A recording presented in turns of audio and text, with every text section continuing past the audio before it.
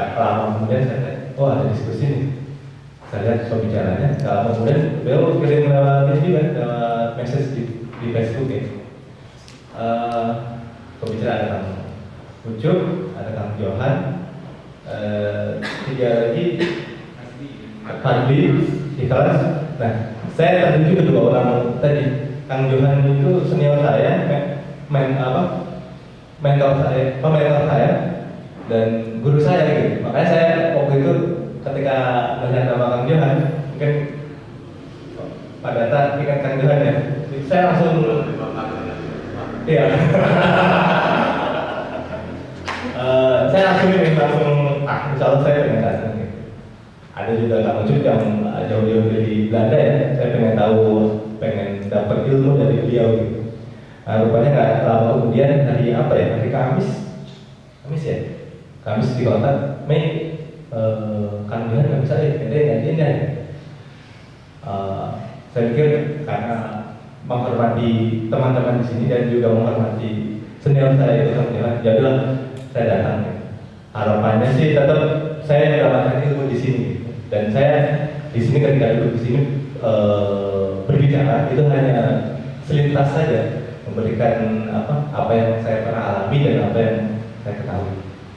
Dan berat memang ketika dilihat dikasih temanya ya, menyongsong Pilpres 2014 dan bagaimana gerakan mahasiswa itu. Tadi udah dijabarkan sama Kang Ucup. Kalau saya coba lihat perspektifnya, saya justru tidak ke Pilpresnya ya, saya justru melihat ke mana? Ke parlemennya. Kalau misalnya kita mengenal ya di parlemen itu ada beberapa tipe, ada monokameral, ada bikameral, dan ada trikameral. Ada kamar parlemen, lembaga wakil rakyat yang satu, dua, atau bahkan lebih dari 2, 3 gitu biasanya. Yang kebanyakan sih 2 gitu. Di Indonesia sendiri ada 2 kamar ya, 3 sebenarnya. Satu kamar tidak terlalu berfungsi. Satu kamar DPR, kedua adalah DPD, dan ketiga MPR. Saya tidak bicara mengenai MPR ya, karena MPR lagi-lagi tidak berfungsi. Karena dia juga hanya seremonial 5 tahun sekali. Tapi yang saya lihat adalah DPR dan DPD. Kalau secara teoritis, kenapa lembaga perwakilan rakyat itu ada 2? Kenapa? Ya kalau misalnya kita lihat fungsi dari parlemen, fungsi dari lembaga perwakilan rakyat itu sendiri adalah melakukan pengawasan, membuat pengaturan, membuat legislasi maupun dalam bidang anggaran. Nah, dalam banyak praktek di negara-negara yang sudah maju, satu kamar itu tidak cukup.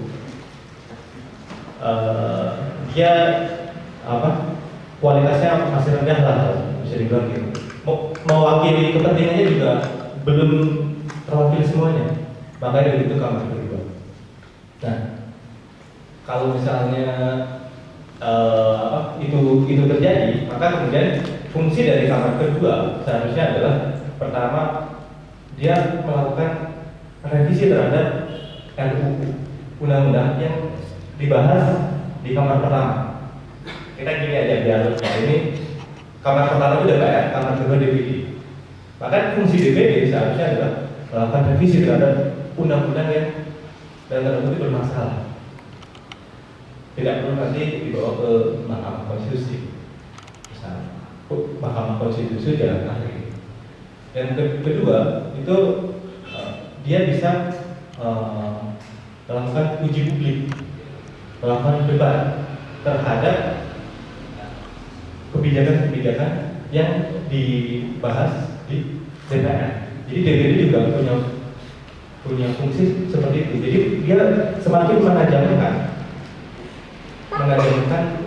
kualitas dari DPR. Tapi konsep di Indonesia ternyata sistem kamarnya, sistem parlemennya itu tidak berimbang. DPR begitu kuat, kewenangannya luar biasa, dia membuat undang-undang, dia menyetujui anggaran, pengawasannya juga begitu kuat. Sementara DPD itu dia hanya memberikan pertimbangan, lebih banyak memberikan pertimbangan. Padahal kalau misalnya kita lihat anggota DPD maupun anggota DPR yang terpilih, kita lihat aja anggota DPR tahun 2009 yang terpilih paling banyak dia mendapatkan suara siapa? Ibas berapa? 200.000 sekian. Nah, kalau DPD itu ada yang lebih paling banyak itu berapa? Yang paling banyak dia mendapatkan suara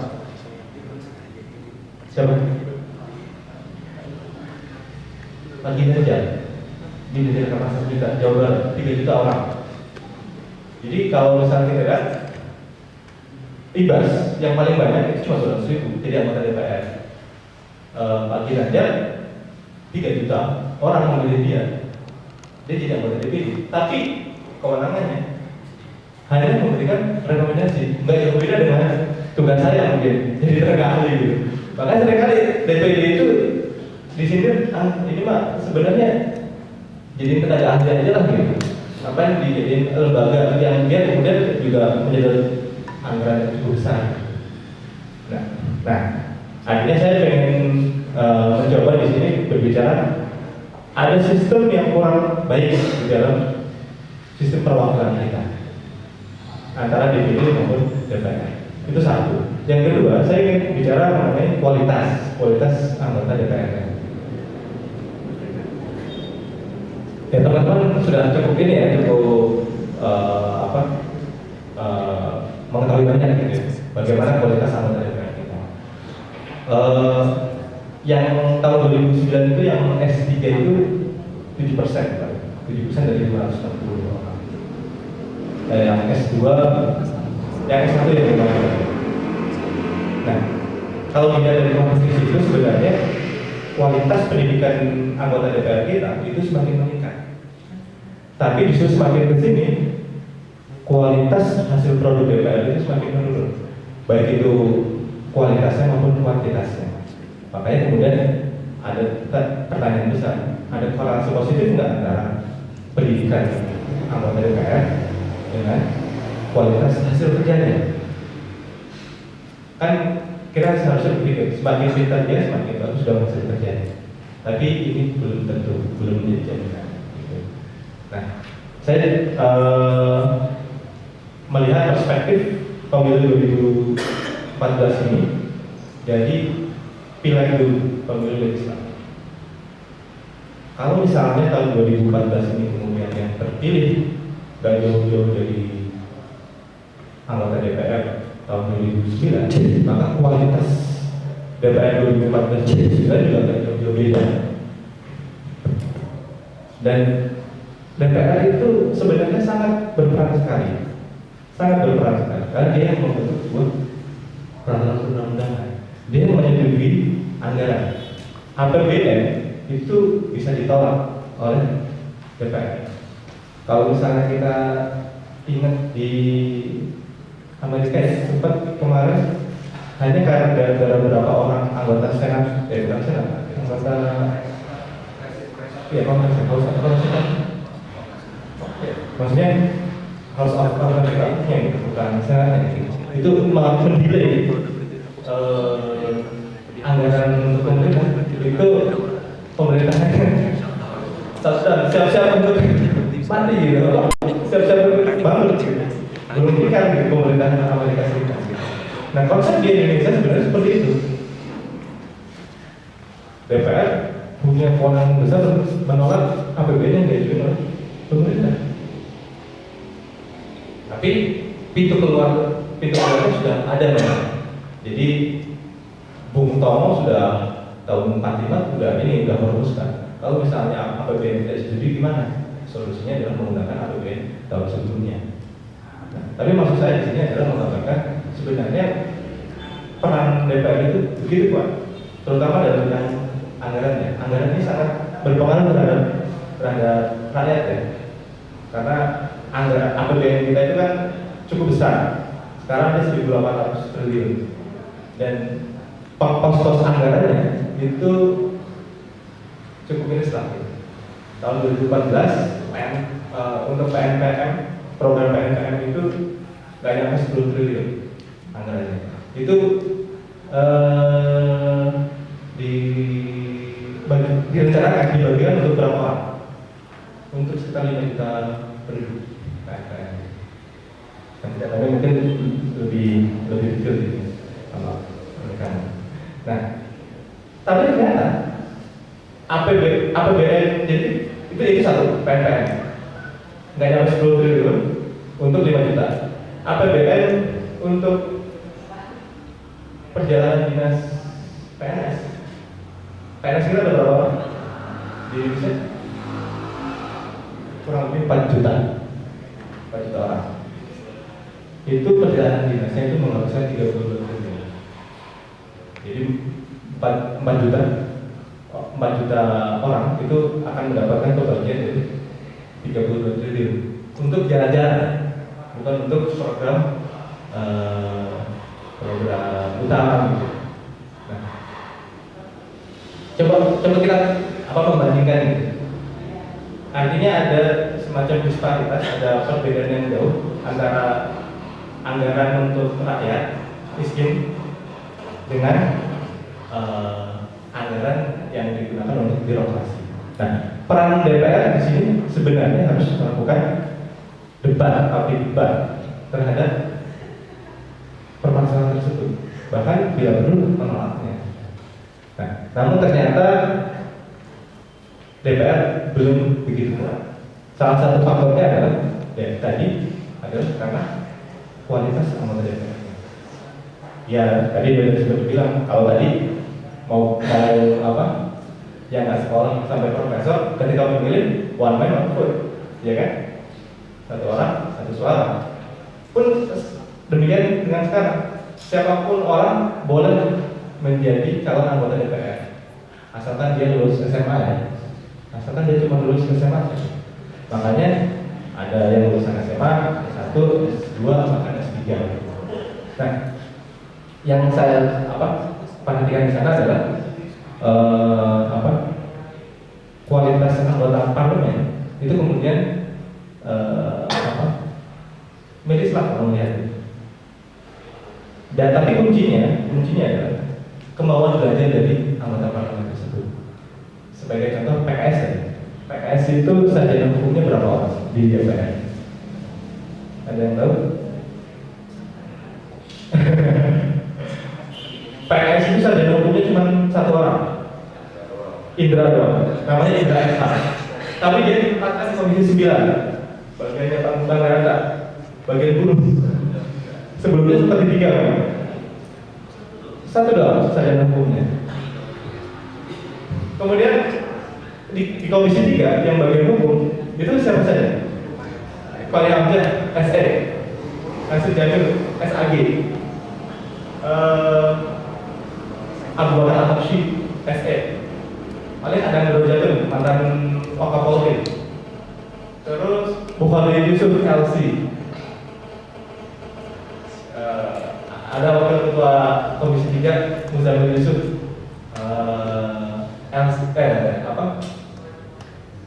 dia S1-nya di UI kalau nggak salah, tapi bukan hukum. Sastra ya.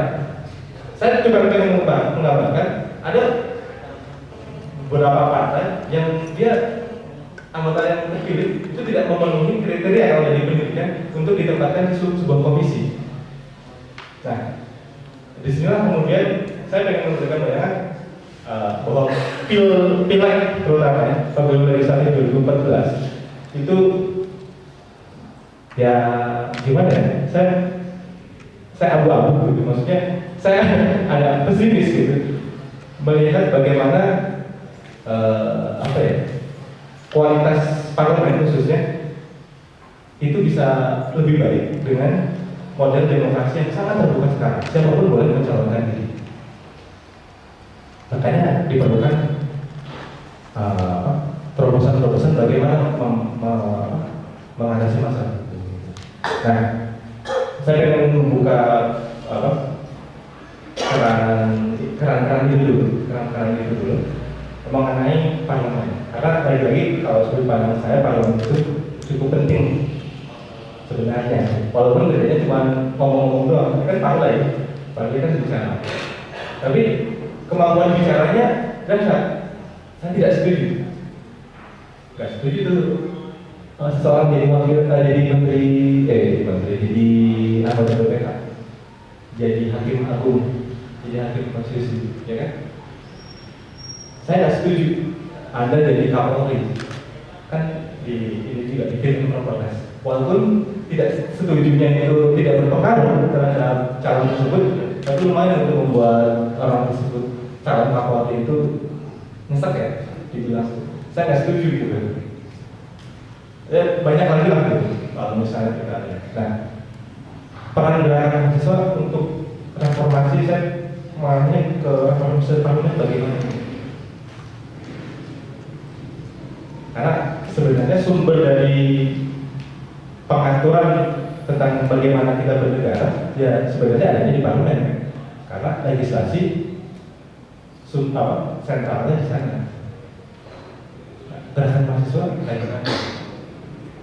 Tadi dibilang gerakan mahasiswa sudah tidak laku lagi kalau misalnya turun ke jalan gitu ya, teriak-teriak dan sebagainya.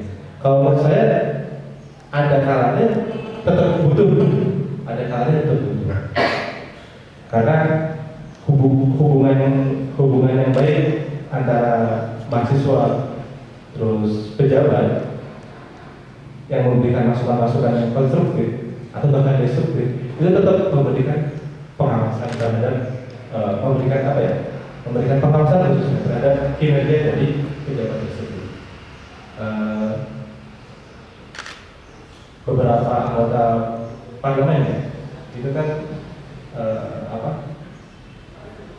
memang ketika dia bermasalah itu lebih banyak diungkap oleh media. Sebagai contoh, waktu kasus kemarin pemilihan hakim agung, ada yang ngasih kertas atau amplop di toilet, seperti kan itu ya, suap di toilet. Nah, itu diketahui oleh wartawan, langsung jadi gumul, dan si anggota DPR-nya itu komisi 3 langsung dipindahin.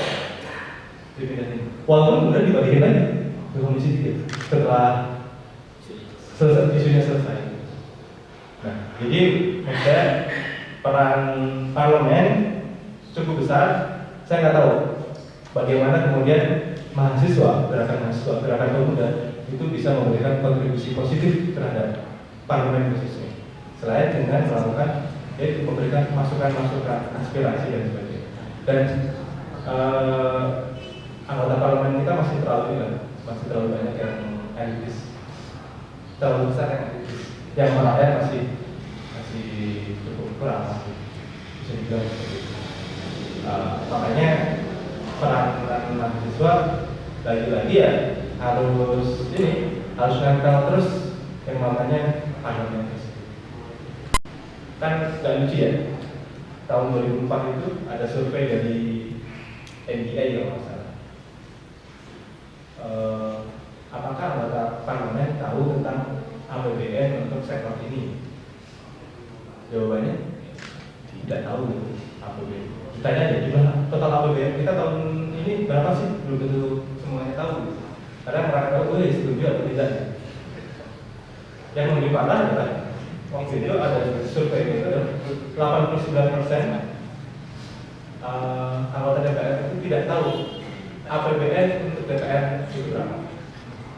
Pertanyaannya, bagaimana mungkin DPR memperjuangkan rakyat sementara dia sendiri tidak tahu anggaran dia sendiri?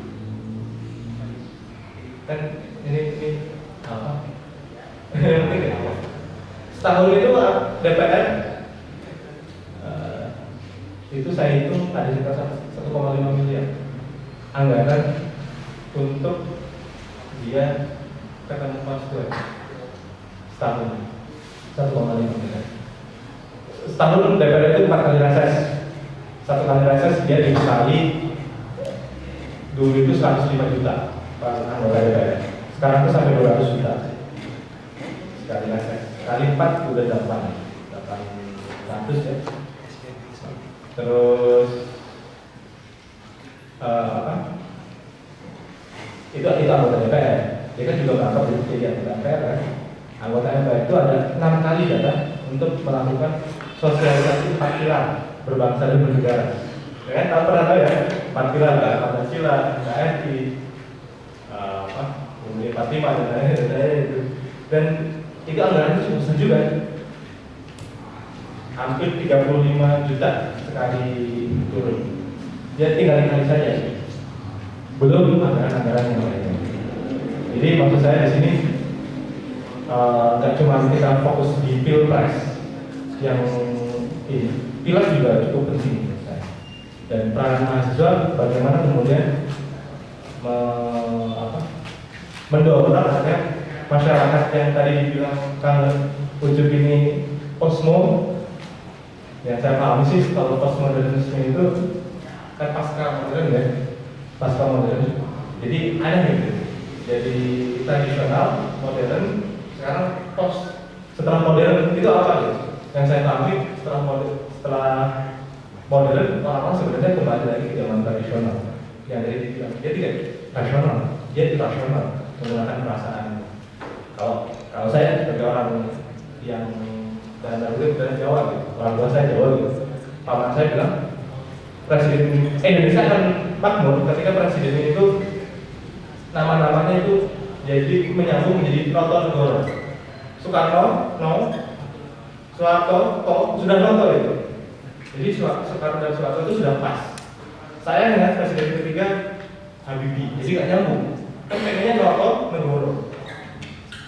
Jadi makanya orang Jawa itu sebenarnya sedang mencari nama yang belakangnya Nogoro, Yudhoyono udah nyambung, Nogoro. Tinggal mungkin saya jadi